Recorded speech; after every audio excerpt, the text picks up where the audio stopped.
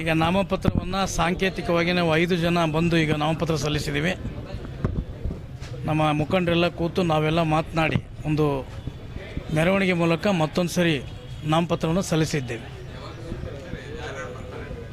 ಎಲ್ಲ ರಾಜ್ಯ ಮುಖಂಡರು ಬರ್ತಾರೆ, ರಾಷ್ಟ್ರೀಯ ಒಬ್ಬರು ಮುಖಂಡರು ಕೂಡ ನಾವು ಆಹ್ವಾನ ಮಾಡಿದ್ದೀವಿ, ಬರ್ತೀವಿ ಅಂತ ಹೇಳಿದ್ದಾರೆ. ಅವ್ರನ್ನ ಕರ್ಕೊಂಡು ಜಿಲ್ಲೆಯ ಎಲ್ಲ ಮುಖಂಡರು, ಮಾಜಿ ಸಂಸದರು, ಎಲ್ಲ ಮಾಜಿ ಸಚಿವರು, ಶಾಸಕರು, ನಮ್ಮೆಲ್ಲ ಹಿರಿಯರು, ಪಕ್ಷದ ಕಾರ್ಯಕರ್ತರ ಜೊತೆಗೂಡಿ 25,000 ಜನರೊಂದಿಗೆ ನಾವು ಅವತ್ತು ನಾಮಿನೇಷನನ್ನು ಮಾಡಲಿಕ್ಕೆ ತಯಾರಿ ಮಾಡಿದ್ದೀವಿ. ಅದನ್ನು ಕೂತು ಸಮಾಲೋಚನೆ ಮಾಡ್ತಿದ್ದೀವಿ. ನಾವು ಕೂಡ ಭಾನುವಾರ ಮಾಡಬೇಕು ಅಥವಾ ಸೋಮವಾರ ಮಾಡಬೇಕಂತೇಳಿ ನಮ್ಮ ಹಿರಿಯರೆಲ್ಲರೂ ಕೂತು ಚರ್ಚೆ ಮಾಡ್ತಾರೆ.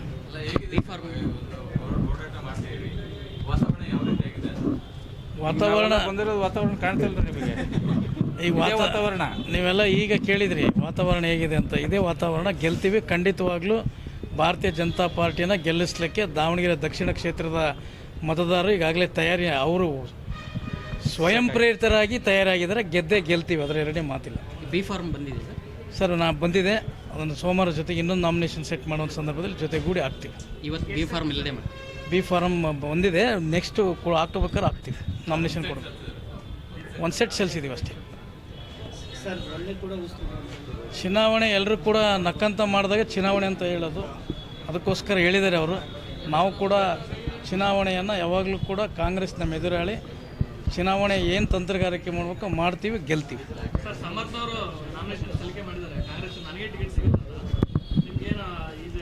ನನಗೆ ಯಾರು ಅಭ್ಯರ್ಥಿ ಮುಖ್ಯ ಅಲ್ಲ. ಕಾಂಗ್ರೆಸ್ ಗುರಿ, ಕಾಂಗ್ರೆಸ್ ಆಪೋಸಿಟ್. ಕಾಂಗ್ರೆಸ್ಸೇ ನೇರವಾಗಿ ವಿರೋಧದ ಪಕ್ಷ. ನಮ್ಮ ಸೆಣಸಾಟಿ ಏನಿದ್ರು ಕಾಂಗ್ರೆಸ್ ವಿರುದ್ಧ.